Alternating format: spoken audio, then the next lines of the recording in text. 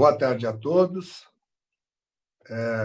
Há mais um Lead Talks nesse dia 27 de maio, hoje com um tema muito atual, inteligência de dados na saúde.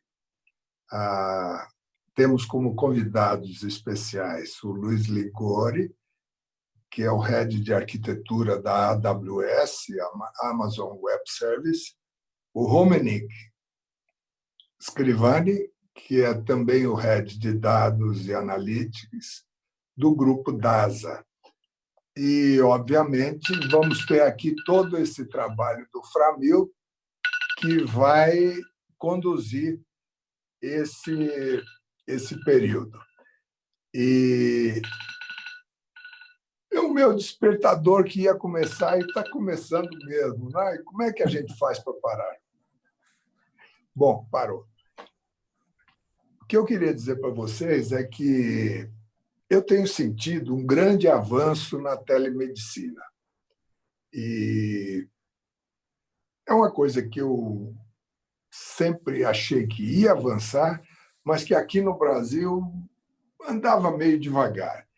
E o que se nota agora é que há muitas consultas médicas já de maneira virtual, como nós estamos falando hoje, e também do uso da tecnologia. Eu mesmo tive uma experiência há cerca de 15 dias atrás de receber uma receita médica virtual. E com um aplicativo e um código, fui na farmácia e pronto, estava lá a receita com a assinatura da minha médica. E são coisas que aqui no Brasil não pareceriam muito normais, e de repente se encontraram maneiras. Ao mesmo tempo, toda essa estrutura de hospitais que hoje estão sobrecarregados com o coronavírus tem a contrapartida do não aparecimento de clientes para outros tratamentos cirúrgicos ou de saúde.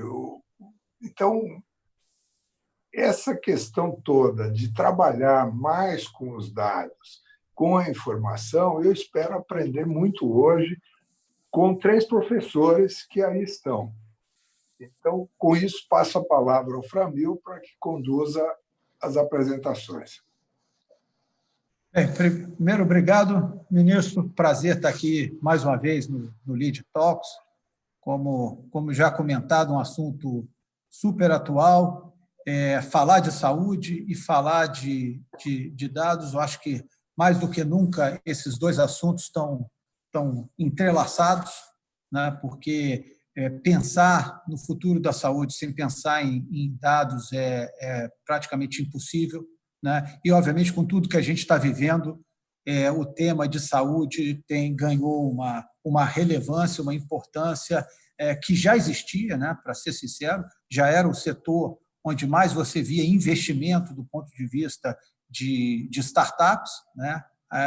E agora, com tudo isso que a gente está vivendo, a tendência é que cresça muito mais e, sem dúvida nenhuma, dados vai ter uma participação e uma relevância muito grande nisso. Então, para isso, nós vamos contar aqui com a ajuda, né, desses 2 convidados especiais, né, e aí, dentro de uma sequência que nós acordamos aqui, que faria mais sentido para o fluxo, nós vamos começar com o Luiz Liguori, da AWS, que vai falar mais com o viés de tecnologia, de dados, né? Como é que você pensa isso do ponto de vista de uma cultura, já que ele está dentro de uma organização que respira e vive isso, né, no seu dia a dia, e depois, né, já vamos transitar diretamente para o Romenic, que vai contar, né, um pouco a experiência dele dentro da DASA, como é que ele na prática está aplicando isso para poder servir melhor aos seus clientes. Então, com isso, eu já passo a palavra para o Luiz Liguori. Luiz, por favor, e mais uma vez agradeço aos 2 pela gentileza de estarem doando o seu tempo para a gente poder debater aqui esse tema. Obrigado, Framil. Antes de tudo, pessoal, boa noite. É um prazer estar aqui falando com vocês. Eu sei que a gente está em jornada dupla, jornada tripla, é algo complicado, mas eu acho que é bacana que está todo mundo participando disso, né? Queria agradecer o LIDE, queria agradecer o ministro, ao Framil, ao João, pelo convite. Acho que é uma oportunidade única da gente estar falando aqui. E eu queria também agradecer a participação da DASA, através do Rumenig. A DASA é um parceiro super importante, super estratégico da AWS. E para mim é um prazer a gente estar aqui compartilhando esse palco virtual aqui, né, junto. Né? Eu vou colocar aqui uma apresentação, o pessoal está vendo a apresentação aqui. Seguinte, o tema é saúde e inteligência de dados. Eu vou querer falar um pouco sobre, como o Framil já explanou, sobre inteligência de dados. Eu quero falar, quando a gente fala em inteligência de dados, o primeiro ponto é a gente está falando de como usar os dados para tornar a nossa empresa mais inteligente. Isso está totalmente conectado com transformação digital, né? E quando a gente fala de transformação digital, que é uma buzzword que a gente usa todo dia, a gente conecta muito com tecnologia, né? Mas tecnologia, para mim, é meio, não é fim. Né? Ela é super importante, né? Ela é um viabilizador de tudo isso, mas ela é fim, né? Ela é meio, não é fim. Então tem um outro viés, um outro lado importante disso que eu resolvi falar com vocês hoje, que é sobre cultura, né? Como que uma empresa que ela quer ganhar inteligência usando dados, qual que é a cultura que ela tem que ter? Será que ela quer virar uma empresa orientada a dados para, na hora de tomar decisão, usar os dados? Como que ela tem, qual é a cultura que ela tem que ter para permitir isso? Mas mais que permitir, tem que ser qual que é a cultura para as pessoas terem acesso a esses dados, né? Você tem que permitir, tem que ter acesso, né? Parece coisa simples, mas não é, a gente vai ver que não é tão simples isso, não. Um exemplo disso que eu vejo é o caso DASA, e o Rumenig vai falar um pouco sobre isso, né? O Pedro, que é o presidente da DASA, quando ele iniciou essa jornada de transformação da DASA, ele não foi criar uma app, ele não foi pensar em comprar uma tecnologia, inicialmente, ele foi entender que ele precisava mudar o mindset, mudar as pessoas, mas principalmente mudar a cultura, né? E foi um trabalho que a gente fez conjunto, a AWS junto com o DASA, né? mudando a cultura, com a experiência que a Amazon tem na nossa cultura, e aí isso aí permitiu a DASA entrar nessa jornada de dados. E o Rumenig vai falar um pouco sobre isso, né? E aí conectando isso com saúde. Eu vou falar então um pouco sobre cultura. O que é uma cultura orientada a dados? O que é uma empresa orientada a dados? E eu gosto de falar do que eu vivo todos os dias, né? Que é a Amazon. Então eu quero falar um pouco de como que a gente vive isso, como que é a nossa cultura, e o que ela nos permite, né? Para a gente trabalhar dessa forma. Aí eu trouxe aqui, já que está falando de saúde, eu trouxe aqui um DNA. Né? Esse DNA, na verdade, são os 14 princípios de liderança da Amazon, do grupo todo, que é a nossa cultura. E aí eu vou ler alguns deles, acho que são importantes. Né? Então tem um deles lá em cima que é a obsessão pelo cliente. Então acho que todo mundo que já teve alguma experiência, algum touchpoint com alguma empresa do grupo, deve entender o quanto que a gente é focado em realmente promover uma experiência boa para todos os clientes, em todos os touchpoints que ele tiver, né? Em todos os momentos de interação que ele tiver com a empresa. Então, já começando por aí, se a gente fala obsessão pelo cliente, eu preciso conhecer o cliente, então eu preciso ter dado. Né? Então, isso aí tem que estar acessível às pessoas para em todos os momentos a gente poder criar uma experiência boa. Aí tem algumas bem interessantes essas máximas, né? Esses princípios que a gente tem aqui. Né? Tem um que é invente e simplifique. Então, para eu criar coisas novas, eu tenho que permitir que as pessoas inventem e simplifiquem. Tem um que é interessante, que é contrate e desenvolva os melhores. Eu vou falar de alguns só, porque depois eu vou fazer um link durante a apresentação de algumas coisas que são importantes para a cultura orientada a dados. Então, tem contrate e desenvolve as pessoas. Isso aí estou falando de pessoas, né? Desenvolver os melhores, né? E quando a gente fala de dados, a gente tem que ter gente boa nisso. Isso a gente não nasce sabendo. As escolas não estão preparadas, a gente não vem preparado com isso, estão começando a se preparar para isso. Tem um outro princípio que é interessante, que eu gosto muito, que é um aprenda e seja curioso. Isso é um princípio de cultura nosso, que na verdade está falando o seguinte, seja vulnerável. A gente quer pessoas que saibam, Mas, pô, não tem problema. Se você não sabe, aprenda. Seja curioso. Esse é o tipo de pessoa que a gente quer aqui dentro. Aí tem fala de pense grande, ganhe confiança. E tem o último princípio da nossa cultura, que é entregue resultados. E não é por acaso que ele é o último, não. Porque a gente entende que entregar resultado é uma consequência de um bom trabalho. Para a nossa visão, entregar resultado é um output, é uma saída, né? E geralmente output a gente não tem todo o controle. A gente tem controle no que a gente faz, no input. Né? E aí como que a gente pensa?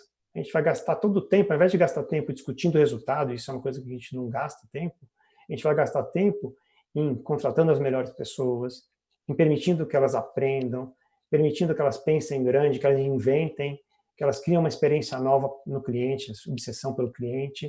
E o cliente tendo uma experiência nova, ele vai ficar fiel e aí vai entregar resultado. Então, todos esses princípios aqui eles se conectam, né? E eu vou falar um pouquinho disso aqui, de como que isso aqui está linkado com uma cultura orientada a dados. Tem várias coisas, resolvi trazer 3 coisas, e aí a gente deixa para a parte de perguntas e discussão, que acho que foi uma coisa mais interativa. Resolvi pegar 3 pontos de cultura orientada a dados. O primeiro deles é esse aqui, ó. É muito básico, né? Pô, mas alguém vai falar para mim, pô, usa dados no processo de decisão. Pô, é lógico, isso é muito básico, todo mundo usa. Só que, na verdade, na prática, a gente vai ver que não é bem assim, não. Faz um teste, né? Eu faço sempre esse teste. Eu estou em reunião, alguém vem com um ponto de vista, vem com uma sugestão. E a minha primeira pergunta, isso é uma coisa que a gente vive na Amazon, legal, qual é o dado que prova isso que você está me falando? Qual é o data point que você tem que me mostra que esse comentário seu, para eu tomar essa decisão sua, está embasado em algo, né? E a gente vai ver, gente, que não é tão comum. Todo mundo recebe um monte de reporte, mas tem um data lake lá cheio de dados, big data, o nome que a gente quiser dar, mas na prática, como que a gente usa mesmo, a gente cria essa cultura que a gente dá um enforcement, todo mundo vai usar dados para tomar decisão, né? Então é importante. Eu tenho uma máxima que eu gosto muito, que é o seguinte: se nós tivermos um monte de dado, eu vou trabalhar em cima desses dados, eu vou mergulhar no dado, eu vou analisar o dado, vou buscar insight para tomar uma boa decisão. Mas se eu não tiver dado, eu tiver um monte de gente com um monte de opinião, eu prefiro ficar com a minha, né? Então, assim, pessoal, o meu ponto é, tem que usar dados. E como que a gente dá esse enforcement? Se uma empresa quiser realmente ter uma cultura orientada a dados, ela vai ter que ter, a liderança sênior da empresa vai ter que fazer, não só suportar, vai ter que engajar nessa jornada, e ela que vai ter que ser o exemplo de conectar dado com decisão para todo o time. Eu gosto de, por exemplo, para mim, o que eu faço? Eu gosto de usar o dado para contradizer os meus credos, para realmente ver se eu estou indo para o caminho certo e para buscar sinais para eu mudar de direção, né? E aí eu quero trazer 2 exemplos aqui que estão alinhados com aquilo que eu comecei, que é a cultura da Amazon, né? Então, o exemplo que eu vou falar é sobre como a gente melhora a plataforma da AWS. A AWS é uma empresa de soluções de nuvem, a gente tem um monte de serviços na plataforma, e aí a gente, só para dar um exemplo, no ano passado a gente lançou mais de 2.000 serviços ou novas funcionalidades da nuvem. Serviço de machine learning, serviço de internet das coisas. 2.000, dá uma pensada, são mais de 6 por dia, 6 coisas novas por dia. Aí como que foi criado isso? Quem que decidiu isso? Alguém olhou no mercado e falou, não, isso aí vai ser o futuro. De onde que ele tirou esse dado, essa informação, ou foi uma opinião de alguém? Não, nada, tudo vem de dado. Então, como que a gente faz o enforcement disso? Primeiro ponto. Aí vai pelos processos. Não, na verdade, a gente não fala processo, a gente fala mecanismo. Eu posso explicar depois um pouquinho sobre isso. A gente tem um mecanismo que é onde todo mundo, esse mecanismo, tem que tem que conversar com os clientes e entender o que eles querem. Então, primeira coisa, a gente está falando do primeiro princípio. Esse é o princípio, a obsessão pelo cliente. Né? Esse princípio permite e nos dá força para a gente fazer isso. A gente vai no cliente, vai ouvir o cliente. E todo mundo na Amazon e na AWS tem como missão melhorar a plataforma. Então está definido lá, a empresa inteira tem um goal, uma missão, uma responsabilidade. Se chegar no final do ano, isso aí vai ser olhado para a avaliação minha de performance. Se eu não ajudei nada em melhorar a plataforma, por acaso minha performance não vai ser boa, né? Então o primeiro ponto é esse. Então os processos estão conectados. E aí eu tenho que usar dados para isso. Não pode só falar, alguém está querendo. Então a gente tem um ferramental todo que que demora, é muito simples, onde eu vou no cliente, por exemplo, na época que hoje a Alexa fala em português. Sei lá, alguns anos atrás, estava sendo desenvolvido para falar português. Mas naquela época, vinha um cliente para mim e falava, eu queria que a Alexa falasse em português. Não tem problema. Eu ia lá, chegava nesse sistema, falava, cliente X está pedindo a Alexa em português, por causa disso, eu escrevia lá, alguns minutos, eu colocava esse input. Aí um segundo cliente pedia, o terceiro, o quarto, o quinto, 100º cliente pedia. Aí o time de serviços recebe isso real time, ia recebendo esses inputs, e quinzenalmente eles avaliam a prioridade das coisas. E aí eles vão falar, peraí, agora está mais gente pedindo português do que pedindo em inglês, ou em chinês. Então, peraí, eu acho que vamos ouvir o cliente, né? Então vamos fazer o que o cliente está nos pedindo. Então, o primeiro ponto, isso que a gente faz vamos usar dado para tomar decisão. É por isso que a gente consegue fazer 6 novas implementações, novas soluções, novos serviços, novas funcionalidades por dia. Como eu falei, 2.000 no ano, né? É muita coisa. Isso aí corresponde a 95% das melhorias da plataforma. Aí eu falei que eu ia falar de 2 exemplos, né? Esse é o primeiro exemplo. O outro exemplo está ligado ao que a gente fala de pensar grande. Tem um dos princípios pense grande, né? E aí eu falei que 95% vem do que o cliente está nos pedindo, que é através desse processo. 5% vem aquelas coisas que o cliente nem sabia que podia pedir. Então, por exemplo, quando não existia Alexa, eu nem sabia que podia inventar um dispositivo que você podia falar com ela. Nem sabia que podia inventar uma Amazon Go, que você entra numa loja, pega os produtos, sai delas, onde com inteligência artificial reconhece todos os produtos, eu saio dela, eu não preciso fazer checkout. Então, isso o cliente nem sabe. Então, esse 5% a mais de coisas que a gente cria, são aquelas coisas que a gente está olhando, né? A gente fala looking around the corner, estamos olhando, ninguém está vendo, o cliente nem sabe que dá para criar aquilo, mas a gente está focado na obsessão pelo cliente, né? Então, o primeiro ponto importante para todo mundo é usa o dado, e a gente vê que, na verdade, nem todo mundo usa. Segundo ponto importante aqui na conversa é que a gente tem que tratar dado como uma coisa estratégica da organização, e ele tem que estar disponível e acessível. Aí vocês vão me falar, pô, mas peraí, se é tão estratégico, eu vou deixar disponível e acessível, eu não tinha que guardar ele, né? Pô, eu tenho que guardar, já que é tão estratégico. Só que dado tem algumas características, né? Tem aquelas 5 Vs dos dados, né? E um dos 5 Vs, um é velocidade, um deles o dado tem valor, né? Então, o dado tem, conforme passa o tempo, muda o valor dele. E geralmente perde valor. O dado vai passando o tempo, vai perdendo valor. Se eu ficar guardando dado, esse dado não vai ter valor também, né? Primeiro ponto. Segundo ponto eu tenho que democratizar o dado. Se eu quero realmente inovar, eu quero criar, no caso da Amazon, a gente quer criar uma experiência única em todos os momentos que ele tem um contato com a Amazon, em qualquer relação, eu vou ter que democratizar esse dado para todo mundo ter acesso. O dado para tomar decisão não é um dado para tomar só grandes decisões, ele tem que ser usado para tomar a decisão do dia a dia, pelo pessoal que é no front, né? Ele vai aumentar a agilidade, aumentar a inovação, né? Eu tenho que descentralizar o processo decisório. Esse é um ponto. O segundo ponto toda empresa tem os silos, tem o departamento, tem os dados do departamento.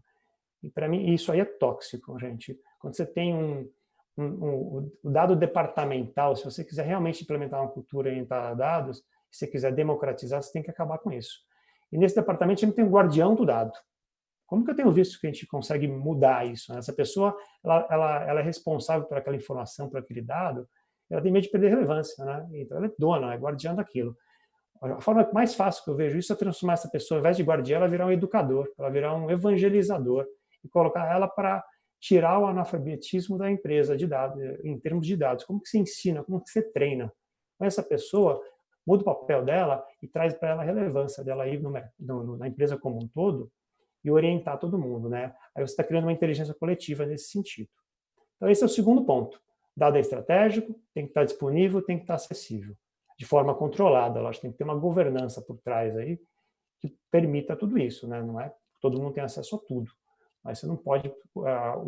A governança da empresa em relação a dados, ela tem que ter como principal missão como que ela deixa o dado disponível de uma forma segura. E não o inverso, como que eu protejo, restringo tudo. Tem que inverter essa equação. E o terceiro ponto que eu quis trazer em relação que eu já falei um pouquinho, como que a gente treina as pessoas, como que a gente tem as pessoas certas dentro da empresa, né? Que é o alto grau de alfabetismo em dados. As escolas não estão estão preparadas, não estão preparadas para mandar, os profissionais que estão vindo não estão preparados com isso, como que a gente treina essas pessoas? Isso é um desafio diário, né? De trazer as pessoas, de treinar as pessoas, de criar essa cultura, né? As pessoas têm que ter matching com essa cultura. E aí a gente tem 2 princípios dentro da Amazon, na cultura nossa, que permite a gente fazer isso, que incentiva, na verdade, né? O primeiro deles é aprende e seja curioso, que eu já falei, né? Isso é uma coisa que a gente incentiva todo mundo.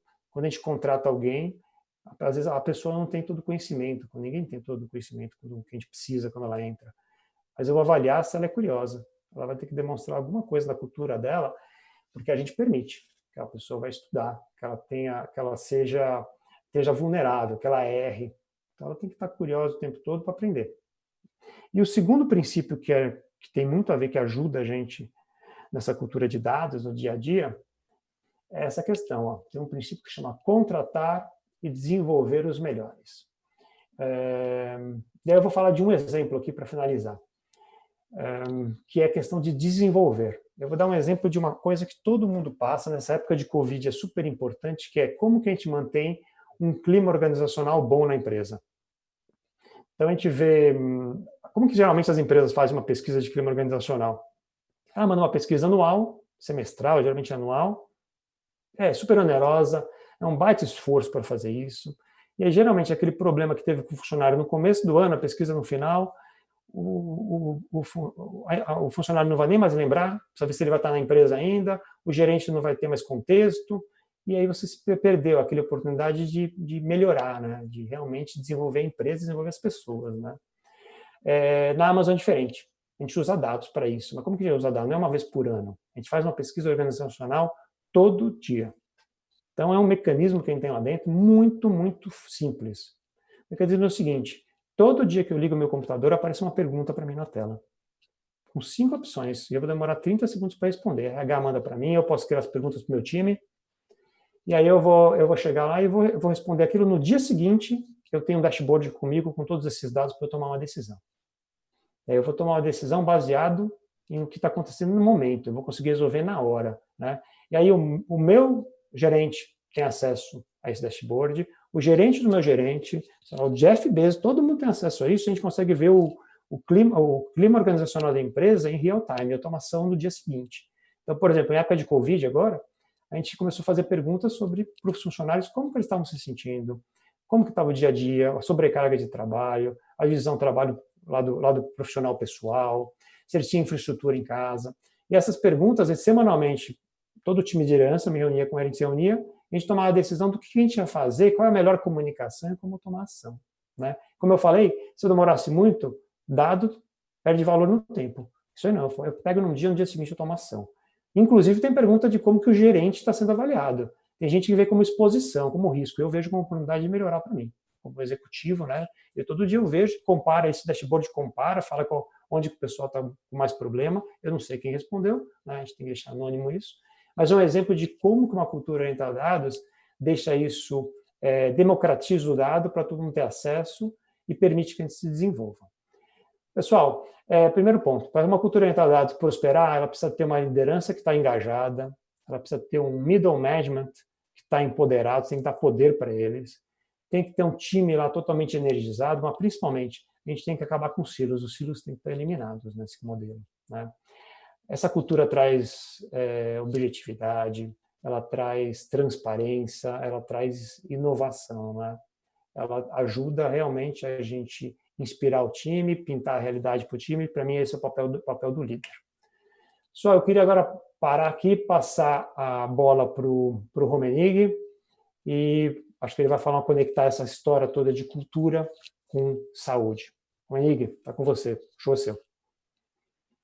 Ei, boa noite, ministro Furlan, Framil, Luiz, a todos que estão nos assistindo aqui. E um agradecimento ao LEAD e à AWS pelo convite aqui de falar um pouco desse mundo de dados e trazer também case do que o setor vem passando nesse momento, tá? Eu vou compartilhar um pouco da jornada e eu acho que é interessante. O setor da saúde em si foi um dos últimos a, de fato, passar por uma transformação digital ou uma cultura orientada a dados. Comparado ao segmento financeiro, que há mais de 2 décadas aí utiliza dados na sua tomada de decisão e tem como core análise de dados, o segmento da saúde iniciou isso muito mais recente. E não por não querer, o foco assistencial e de cuidado da vida, ele é muito mais importante. Então, só nos últimos anos que foi dado o valor de o quanto que eu posso olhar para o dado e agregar a qualidade de tratamento utilizando informação. E nessa jornada inteira, quando a gente pensa nos processos que podem ser resolvidos, o valor do dado e um dado assistencial, ele pode ajudar numa eficiência operacional, ele pode ajudar no melhor tratamento de saúde, ele pode ajudar a população, a comunidade em geral. Então, olhar para dentro de casa e para esse mundo de dado, no segmento da saúde especificamente, no poder que ele tem transformacional, é bastante importante. E na história da transformação, o Pedro, que é o nosso presidente, fez uma provocação muito grande, que a gente pode olhar para a qualidade, para o cuidado, mas não podemos deixar de olhar para esse mundo de Big Data que tinha nascido e com as tecnologias mais recentes, minerar essa informação e trazer valor, agregar valor. Então, um dos problemas que a gente se propôs a resolver quando fundou a área de dados dentro da DASA, por exemplo, como é que a gente resolvia uma dor que era bastante grande e latente, que é a questão do no-show. Então, uma das grandes reclamações que eu tinha escutado é que o no-show era muito alto dentro da empresa e se a gente poderia reduzir de alguma forma. E, arbitrariamente, se o no-show é alto, será que eu consigo identificar o padrão, o comportamento daquele usuário de saúde, daquele paciente que agendou o exame e não compareceu no dia? Então, esse daqui é um dos exemplos que, utilizando técnicas de machine learning, poderíamos resolver atuando de uma forma mais cirúrgica. Então, desenvolvemos um modelo onde a gente classifica todo paciente, todo usuário do setor de saúde que agenda um exame de imagem, por exemplo, e a gente pode marcar aqui dividido em 5 clusters, aquele que tem maior propensão a não ir no dia do exame daquele que tem menor propensão. Então, quando eu trabalho num cluster, esse cluster 0, que é denominado hipoteticamente, onde eu vejo 72% de chance desse paciente não comparecer, ou seja, a cada 100 pacientes que agendam o exame, 62 deles não comparecem no dia, eu posso aplicar uma política, por exemplo, de overbooking, agendando 2 pacientes no mesmo horário e deixando uma escala do médico mais inteligente. Os encaixes do médico ficam mais inteligentes. Para esse paciente em si, eu deveria ter uma abordagem distinta, ligação, WhatsApp, SMS, e para aquele paciente que está no cluster 5, que tem menor chance de dar no-show, eu posso simplesmente fazer um contato mais barato, um contato no dia anterior ao dia do exame. E essa daqui é uma dor e é um exemplo de resolução de problema de eficiência operacional que ele impacta tanto o médico, quanto o usuário do setor de saúde, quanto a empresa como um todo. O médico muitas vezes tem remuneração atrelada ao atendimento que ele faz no dia do exame. O paciente ele fica desgostoso porque ele quer agendar num horário ou uma unidade específica, ele não consegue porque aquela agenda está tomada, porventura, por um paciente que não vai. E a empresa em si, por deixar de fazer aquele atendimento. Então, esse é um exemplo aqui de resolução por eficiência operacional. E essa cultura de dados, ela vem ligando um pouco com o que o Luiz trouxe, nasce no board da empresa. Então, os executivos têm que estar comprado que eu posso usar a informação para resolver problemas e sejam problemas de diversos cunhos. E nessas questões a serem resolvidas, então, um dos outros modelos atacando o paciente e tendo uma informação que sirva para ele, que também sirva para o médico assistencial, é um modelo desenvolvido, qual que será a probabilidade ou a chance de um paciente ser internado no momento que ele pisa no pronto-socorro? Dentro do hospital existem mecanismos de espera do paciente, de classificação de risco, e a gente se propôs, utilizando esse mundo de informação, esse leque de dados que a gente tem de assistenciais, dado clínico e não clínico sobre o paciente, qual que é a probabilidade dele ser internado aí no horizonte de 30 dias, por exemplo. E é possível desenvolver um modelo que tenha uma determinada ordenação. Então, aqui eu coloquei um exemplo do paciente que tem baixo risco de ser internado. Então, 7% dos pacientes desse cluster de baixo risco são internados no horizonte de 30 dias, até o cluster de altíssimo risco, onde eu tenho aí mais de 50% de probabilidade de internação. Os pacientes desse cluster são internados. E uma medida que isso pode ajudar a cadeia inteira de saúde é o custo que cada um desses pacientes geram. Aqui está numa escala comparativa, então o baixo risco, ele tem um custo 1, o paciente de alto risco, altíssimo risco, quando pisa no pronto-socorro, tem um custo de 7 vezes e meio mais do que aquele usuário de baixo risco. Isso para a cadeia inteira é importante, porque o grau de atenção num pronto-socorro, por exemplo, ele é diferente de um paciente de baixo risco e de altíssimo risco. E muitas vezes o médico não tem essa dimensão por não ter acesso ao todo dado, ao todo histórico. Como sumarizar a história de vida de um paciente em um score, numa classificação, para que a atenção seja diferenciada nesse momento. Então, é um exemplo de ataque aqui na gestão assistencial dentro de um hospital. Um exemplo de trabalho de dados. E a gente falou de eficiência operacional, comentamos aqui de uma informação que pode ser útil para o médico e para o paciente, porque o seu tempo de atendimento ele pode ser distinto naquele momento que você pisa num hospital por conta da sua classificação, e tem o quanto que os dados podem ser importantes para a sociedade quando a gente fala de mineração e estudo da informação. Esse é um exemplo de toxoplasmose. A gente passou aqui por um pico, um surto de toxoplasmose no segundo trimestre do ano passado.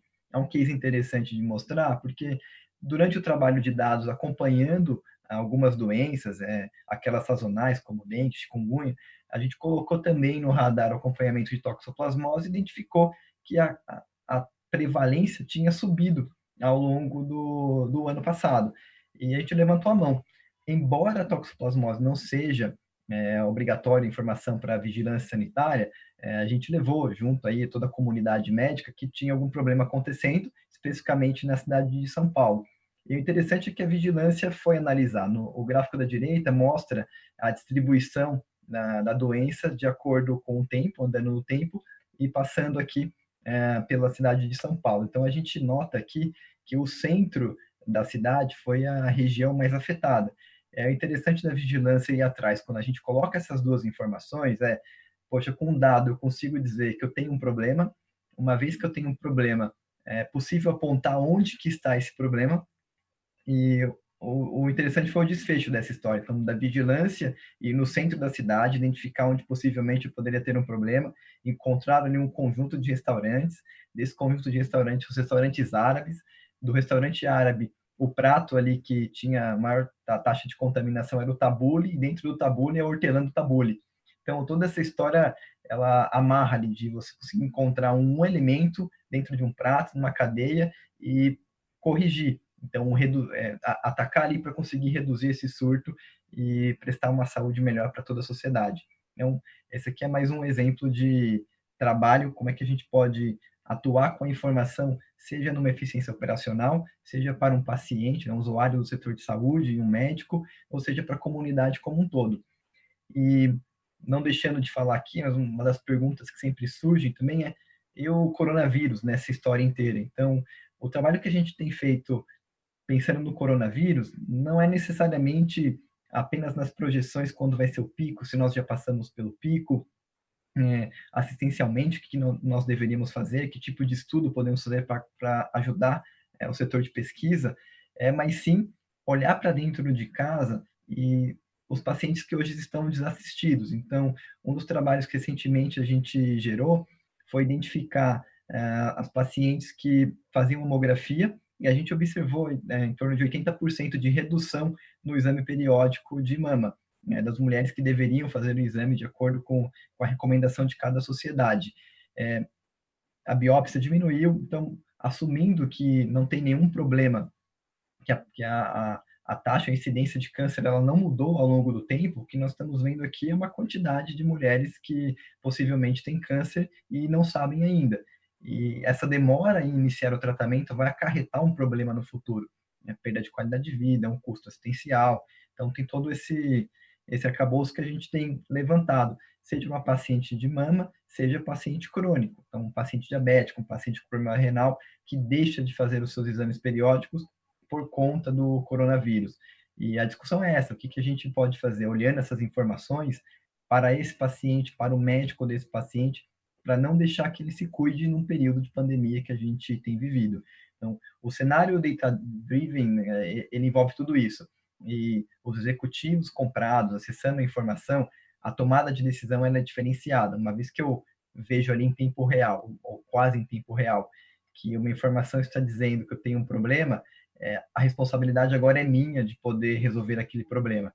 Seja um problema de surto de toxoplasmose, seja um problema de um paciente que deveria estar fazendo seu exame periódico, cuidar da sua saúde e hoje não tem esse cuidado.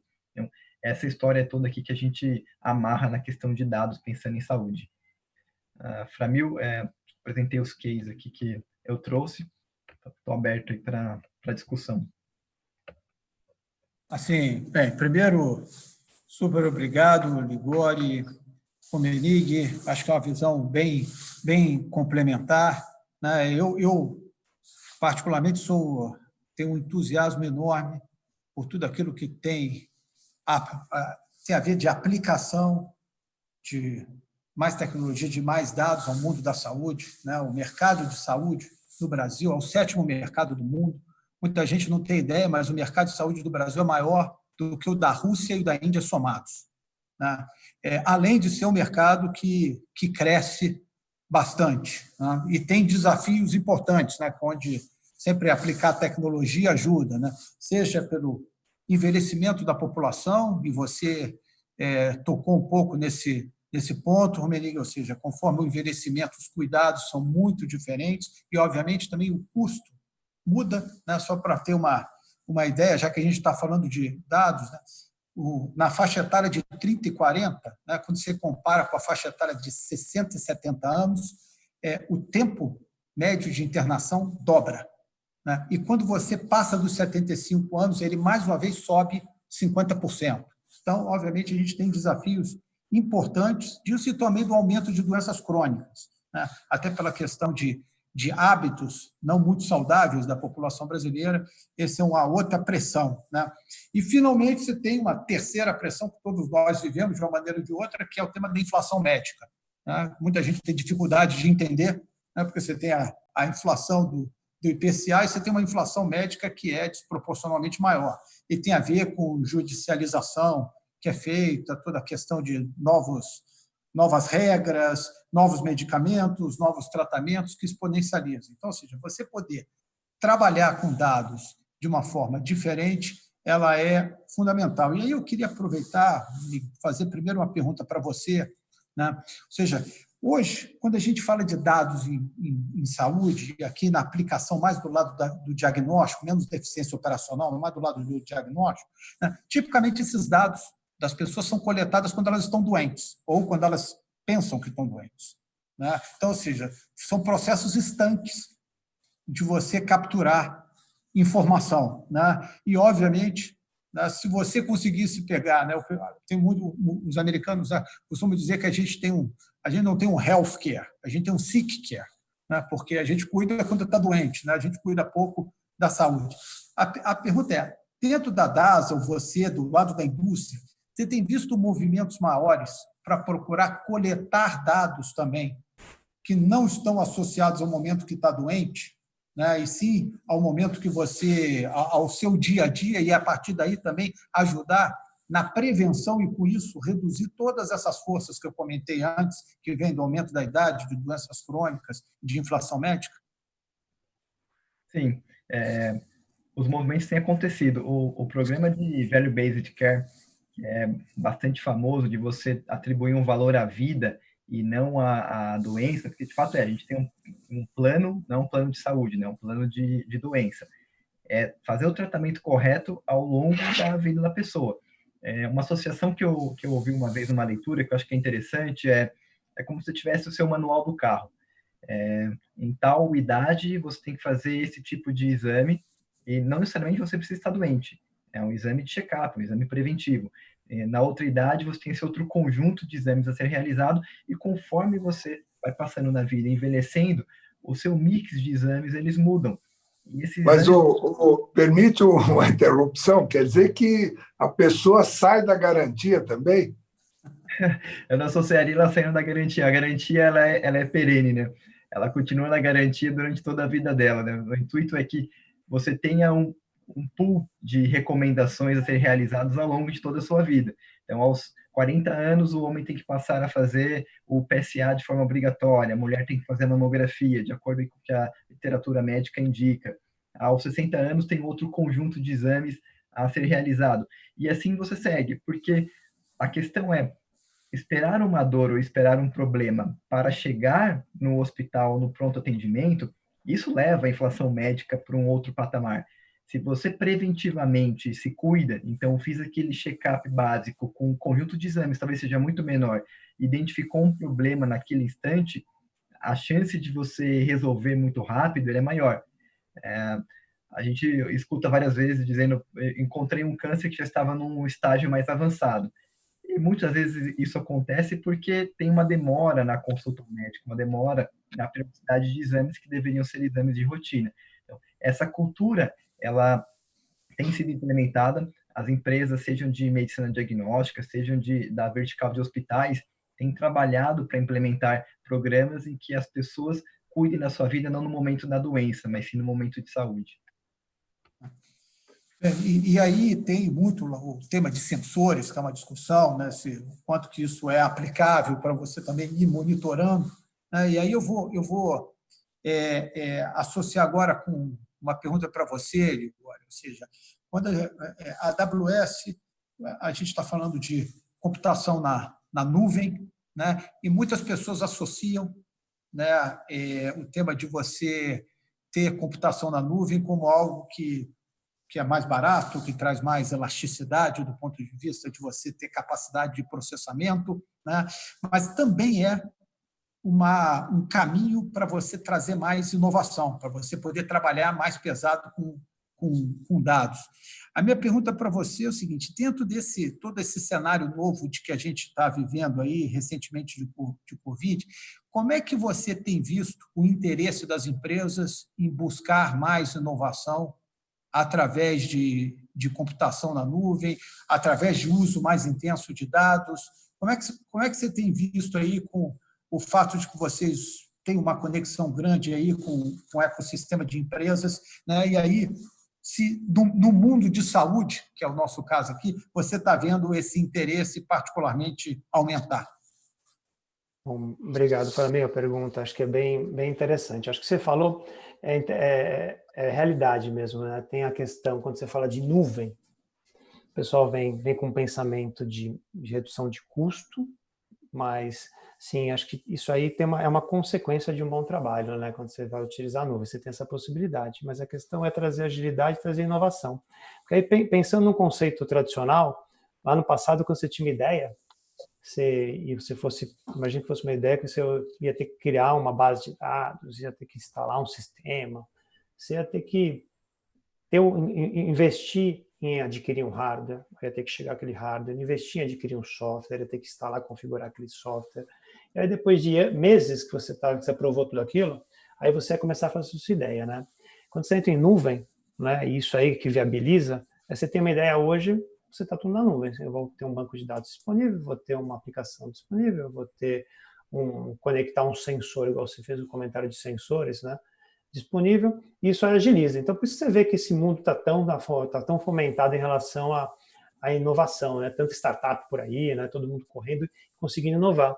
Porque, de certa forma, para inovar, ficou democrático. Todo mundo consegue. Aí, quando a gente conecta esse assunto, né? E eu vejo isso sempre acontecendo, primeiro ponto, mas eu vejo nesse momento aqui, assim, eu não vejo diminuindo nesse momento nada, as pessoas continuam inovando, porque eu vou pagar pelo tempo que eu uso aquele recurso, né? Ao invés de ter que adquirir algo no inicial, fazer investimento inicial, e vou ter que, onde vai ser alto.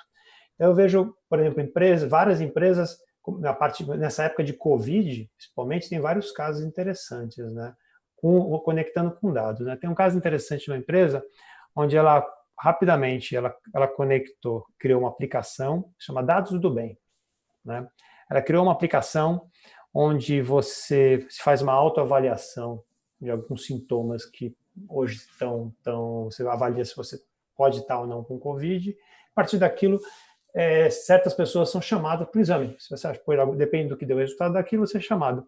E a partir do momento que você for chamado e fez um exame, se você deu positivo ou não, aquele vai começar a conectar você através da sua aplicação. No seu celular, você vai falar com quem mais você andou. Você começa a criar uma rede. E aí você começa a conhecer todo mundo. E esse dado começa a gerar inteligência para saber onde tudo isso está andando. Quem são essas pessoas, como que isso está se desenvolvendo. E é um negócio muito simples. Isso aí foi uma coisa que foi criada durante o Covid, né? Eu vi várias iniciativas, a AWS participou de várias, desde traqueamento através de celular, de onde as pessoas estão trafegando, para ajudar no distanciamento social, até essa questão de você conseguir mapear, né? Isso é um exemplo. Outro exemplo que eu vejo é, legal, como que eu consigo começar a aplicar inteligência artificial para começar a tirar insights de coisas que eu nem imagino, por exemplo, de uma radiografia. Então, teve um trabalho bem bacana, que foi um consórcio que foi criado, né, um consórcio que chama RadVid19, que é um consórcio dos radiologistas, onde juntou, a AWS participou, tem várias empresas que participaram, onde está conectando toda a parte de radiologia, uma tomografia, um raio-x. Primeira coisa, eu preciso ter o dado. Primeiro ponto, né? Hoje todo mundo fala, não, tem dado em qualquer lugar, mas onde está esse dado? Está estruturado? Está guardado? Então a fundação de tecnologia tem que criar. Então esses caras pegaram e falaram, legal, vamos criar uma fundação e começar a alimentar com centenas, milhares de radiografias, tomografias lá dentro. Então, legal, vamos criar o arcabouço para a gente poder guardar tudo isso. No modelo tradicional, eu tenho investimento enorme. No modelo cloud, durante esse período de Covid, no começo a gente já criou essa infraestrutura e começou a armazenar. Em cima disso, eles falaram, legal, vamos começar a pegar essas radiografias, pegar modelos de inteligência artificial e de machine learning, vamos começar a entender, começar a criar alguns padrões para ajudar na decisão clínica. Ninguém está humanizando, ninguém está substituindo ninguém, né? Mas a questão é como a gente faz um diagnóstico mais preciso, né?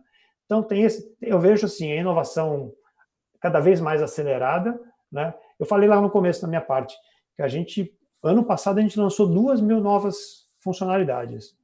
Por quê? Porque é simples, hoje está na nuvem tudo, eu consigo testar rapidamente, né? E a mesma coisa que eu lanço, os clientes estão usando isso, né? Ele tem a possibilidade de criar novos modelos, eles vão pegar esses Legos, somar e testar coisas novas. Então, minha resposta para você é, eu vejo está acelerado, continua acelerado, né? E até um momento, e conectando com tudo, de repensar, as empresas estão repensando como que elas estão trabalhando atualmente e como que nuvem pode ajudá-las, né? Tanto no modelo da inovação como no modelo tradicional também. Existe um pacote para o médico. Eu já vi muitas vezes o médico, você senta na frente dele, ele já preenche uma página botando X em 10, 15 exames diferentes. Eu já ouvi falar de um dos fundadores da DASA que há muitos exames que nem são utilizados. A pessoa vai, faz e depois ninguém acessa. Então, tem uma parte de educação para o médico, onde você, tendo uma base de dados, o prontuário eletrônico do paciente, o histórico, que possa evitar que haja um serviço desnecessário. Existe essa possibilidade? Quem que pode demandar isso? Ou precisa ser ofertado? Vou responder aqui, Ligori. Ministro, muito bacana o comentário. As empresas de saúde elas têm se manifestado nesse sentido. A DAS é uma delas, com o lançamento de plataforma onde, de acordo com a sua autorização, se você autorizar, consolida todos os resultados do seu exame. E isso fica acessível para o médico, para ele identificar se você fez um exame de hemoglobina glicada no mês passado, ele não tem que pedir o exame novamente agora. Isso gera uma eficiência para o sistema e ele tem o seu histórico sem levar aquele monte de papel, porventura nem se lembra de qual exame fez. Um exemplo clássico, esse de hemoglobina glicada, é interessante para pegarmos o diabético, mas é um exemplo clássico que é quem não sabe o tipo sanguíneo. E o tipo sanguíneo não muda, a não ser que tenha feito um transplante de medula. Você não sabe o tipo sanguíneo, eu vou pedir novamente. É um tipo de um exame imutável, ou praticamente imutável, que ele pode ser pedido recorrentemente porque o médico não tem um acesso. Então, as empresas têm sim se manifestado, a DAS tem se colocado na criação de plataforma, lançou o Lívia recentemente, onde você tem todo a sumarização dos resultados de exame, desde que o paciente deu consentimento para o acesso, ele fica guardado num único lugar e o médico pode acessá-lo. Obrigado. Deixa eu... Você tocou num ponto aí, Ligório, que assim, é bastante debatido, é função de paper no mundo médico, que é o tema do uso da inteligência artificial, que o limite do uso do dado, a gente pode pensar o seguinte: olha, eu não preciso mais das pessoas, porque eu consigo, já com a informação, reconhecer padrões, que um ser humano não é capaz de reconhecer na velocidade, e com o nível de detalhe que as máquinas podem aprender, e com isso eu posso estar substituindo, a necessidade do médico. Então, ou seja, tem muito debate sobre isso, o quanto que substitui, o quanto que reforça. O que eu queria aqui é ouvir de vocês, como é que vocês veem o tema de uso de inteligência artificial versus a capacidade, disso estar substituindo o trabalho ou de estar melhorando os trabalhos, o trabalho da forma que é feito hoje. A gente gosta muito de usar a referência, se inteligência artificial é o Terminator lá do filme do Exterminador do Futuro, ou se é o Homem de Ferro, o homem que com uma máquina consegue ganhar superpoderes, ou se é realmente a máquina que substitui o homem e consegue ter habilidades melhores do que o ser humano normal. Como é que vocês veem isso? E aí, em especial, Romelin, como é que na DASA vocês trabalham com isso, já que cada vez mais ficam orientados a dados? Deixa eu começar e aí eu te passo a bola, Menique. Eu acho que você falou um pouquinho, Framil. Eu não acredito, primeira coisa, eu não acredito em substituição, eu acredito em soma, Então a gente fala de a inteligência artificial, ela vai virar uma inteligência aumentada, vai pegar a nossa inteligência, mas a inteligência de um sistema que consegue ler tudo, consegue processar um volume muito maior que um ser humano processa em um tempo muito menor, ele vai trazer mais inteligência.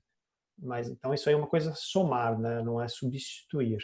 Eu vejo assim, a gente, por exemplo, hoje um médico não vai conseguir ler todos os papers que estão sendo publicados e todas as pesquisas que estão acontecendo.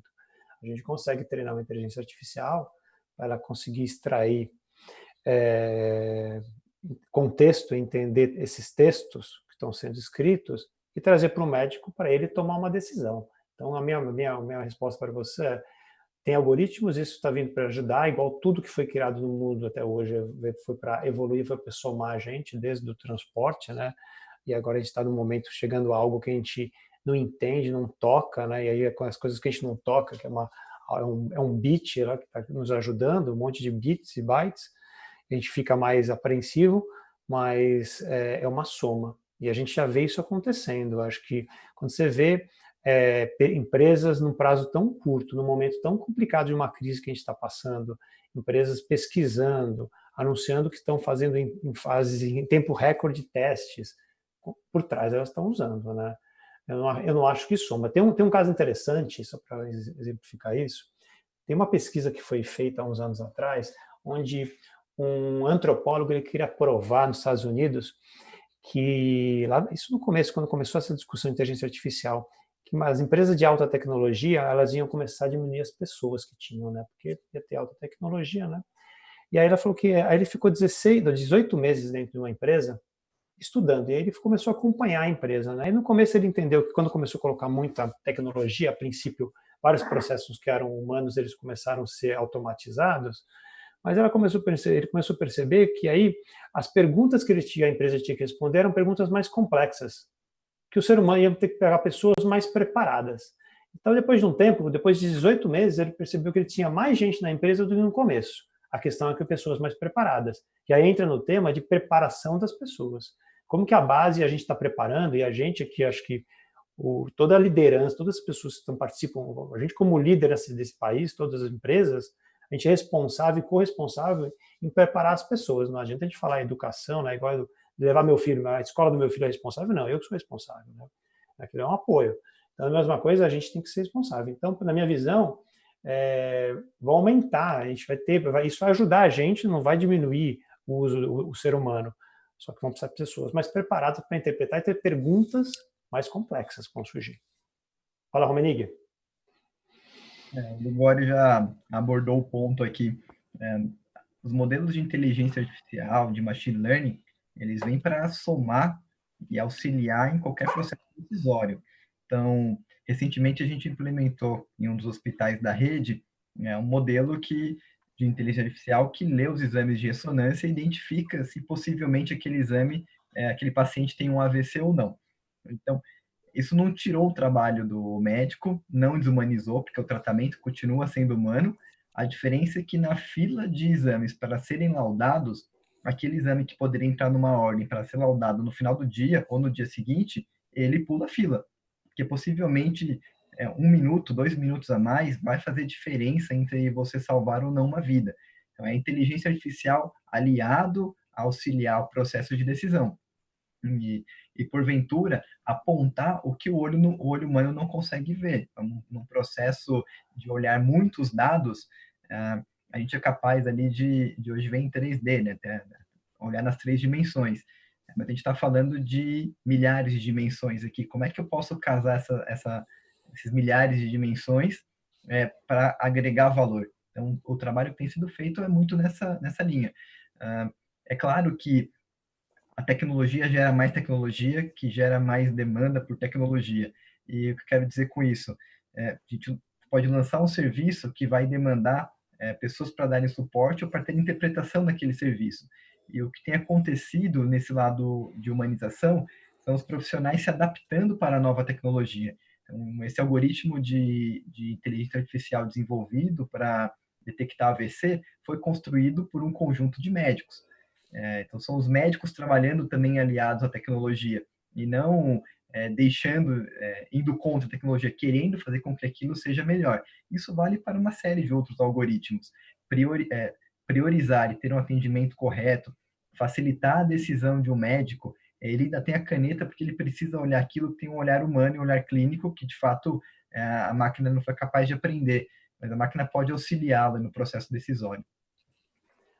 Framil, uma coisa interessante, eu tenho visto em startups, né, onde nas startups tem médicos, né, não médicos de começo de carreira, que a gente que já está com experiência, é interessante isso, eu tive contato com algumas, e você vai conversar com esse pessoal, eles realmente acreditam que pode ajudar, mas a conversa, o papo e a profundidade que eles têm em tecnologia, eles entenderam que isso é uma disciplina que cruza muito forte.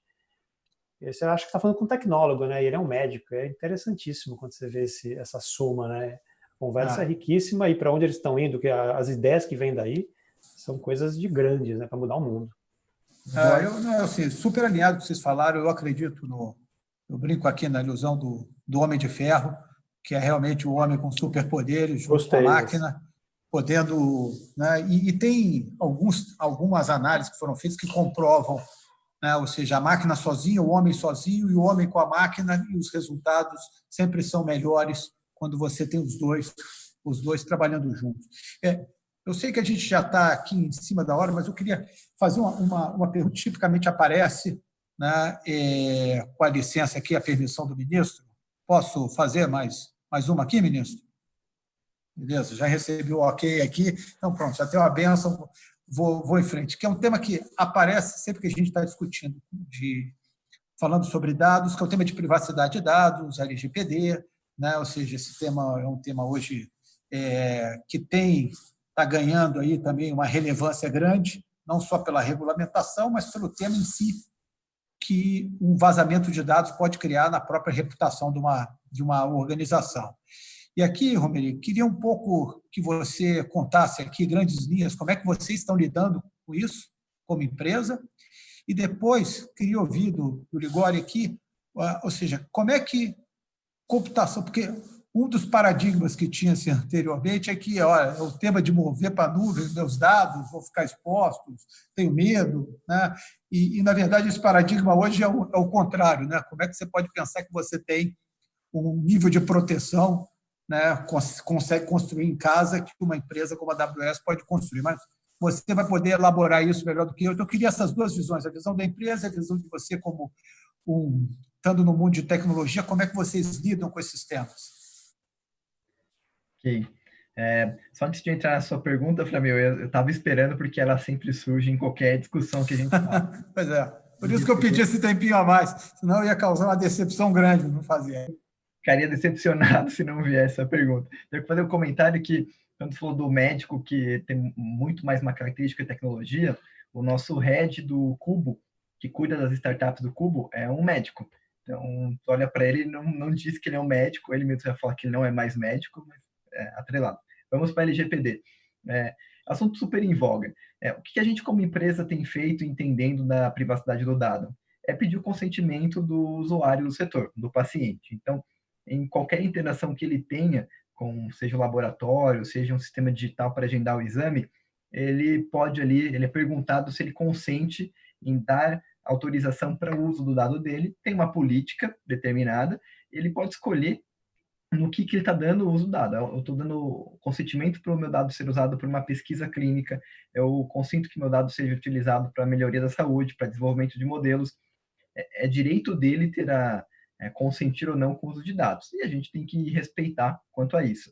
Dentro da empresa, entendendo aí a dimensão da questão, a gente determinou ali uma área específica para cuidar da privacidade de dados, para cuidar do termo de segurança da informação nesse sentido.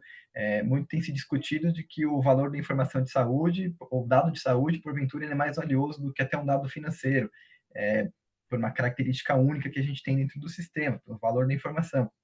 Então, temos trabalhado muito nessa linha, e de fato, boa parte das análises, ela sai com dado anonimizado, então eu não consigo identificar de fato quem é o paciente, e de qualquer forma, mesmo tratando essa relação, a gente tem ali que pedir o consentimento.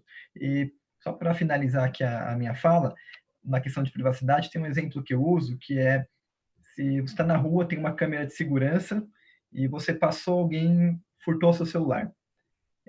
Você vai querer que seja acessado o dado daquela câmera para identificar ali quem assaltou.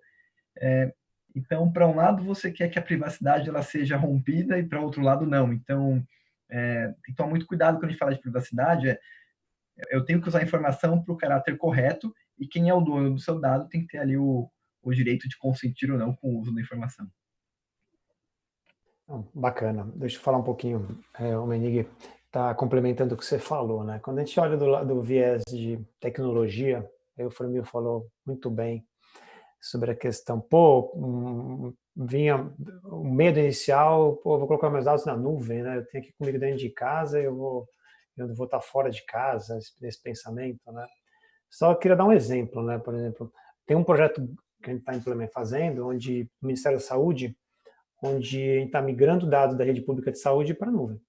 Né? E é isso porque aí vem um pouco, conecta lá com um pouquinho da cultura, né? De descentralização da decisão, de democratização do dado, né? Quando a gente conecta isso com LGPD, na verdade a gente está falando de regulações, né? de diretrizes em relação ao tratamento do dado.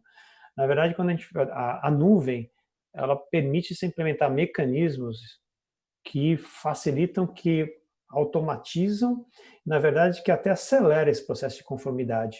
A gente tem visto, quando a gente fala com os clientes sobre esse assunto, a gente consegue rapidamente taguear um dado, onde você, no modelo tradicional, você ia ter muito dificuldade disso, aí você consegue acompanhar aquele dado, né? Da mesma forma que você consegue colocar todos esses controles de segurança muito mais, assim, dá um enforcement muito maior. O modelo, quando a gente fala de segurança, a gente tem um modelo de responsabilidade compartilhada. Então, tudo que que a AWS oferece, que é da AWS, o poder computacional, aquilo a gente vai garantir que tudo aquilo tem conformidade. Agora, o cliente vai pôr um dado, a gente oferece tecnologia para ele guardar, para ele proteger o dado, tanto que ele está armazenando, como ele está o dado em trânsito, quando está em repouso, quando está em trânsito. Então tem um monte de mecanismos, e hoje isso aí eu acho que tem um poder muito maior, muito mais forte, e que o cliente vai ter que implementar, onde essa parte é a responsabilidade dele, o dado é a responsabilidade dele. Mas a gente oferece todas essas, igual eu falei, lançamos 2.000 coisas novas no ano passado. Segurança para a gente é o que a gente chama de Job Zero. Então a gente provê todo esse tipo de mecanismo de controles que ele pode implementar. Olha, pela quantidade de perguntas que nós temos, eu acho que nós vamos ter que fazer um segundo capítulo desse nosso É o maior encontro prazer, ministro. mais adiante, porque olha, mas na verdade no LIDE a gente respeita o horário, né? Então o Framil sabe bem. E por isso eu gostaria de agradecer vocês pela apresentação. Eu aprendi muito, espero que todos os membros do LIDE que estão plugados nesse nosso encontro tenham aprendido também. E o Framil, que é sempre o maestro, porque ele lidera o LIDE Tecnologia e ele entende de muitas coisas e cada vez vai mostrando sempre a sua enorme competência. Então, da minha parte, muito obrigado a vocês e se quiserem fazer uma despedida, fiquem à vontade. Bem, eu quero agradecer também, aproveitando, pegando aqui a fala do ministro, e passo para os convidados, e só fazer um comentário em cima do que vocês falaram sobre os médicos que estão entendendo de saúde, né, que estão montando startup, que estão liderando lá a iniciativa do DASA do Cubo. A gente gosta de dizer que depois do coeficiente de inteligência, o QI, né, aí depois a gente veio com o coeficiente emocional, né, o QE, e que agora a gente precisa evoluir para o QT, que é o coeficiente de tecnologia. Então, ou seja, todos, independente do setor, independente da área, vão ter que conhecer mais de tecnologia. Né? E as boas empresas vão ser as empresas que vão conseguir ter pessoas, né, com alto QI, alto QE e alto QT, né? Cada vez mais, né, reforçando esse último. Então, obrigado, foi um prazer e parabéns aí pela exposição dos nossos dois convidados. E aí passo a palavra para a despedida de vocês. Pessoal, obrigado, é um prazer. Para mim foi um prazer aqui estar falando com vocês, ministro. É um assunto vasto, é um assunto que eu gosto bastante. O foco, a tecnologia é importante, mas como eu falei no começo, é meio, não é fim. Todo mundo vai ter que aprender isso. Acho que a gente tem, cada dia a gente cresce nisso.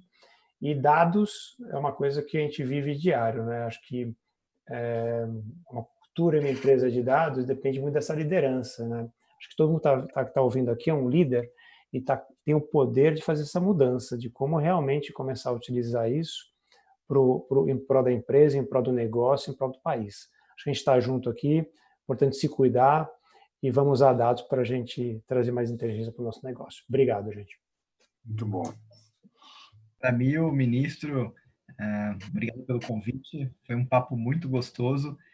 Falar de dados, estou no setor há mais de 15 anos falando de dados, então é muito legal trocar experiência aqui, conectar a tecnologia e ver todos os avanços que a gente tem feito para a melhoria da sociedade, da saúde da sociedade em geral. Então, estou à disposição por uma nova rodada, se precisar. E obrigado e boa noite a todo mundo. Bom, cuidem-se bem. Boa noite, obrigado.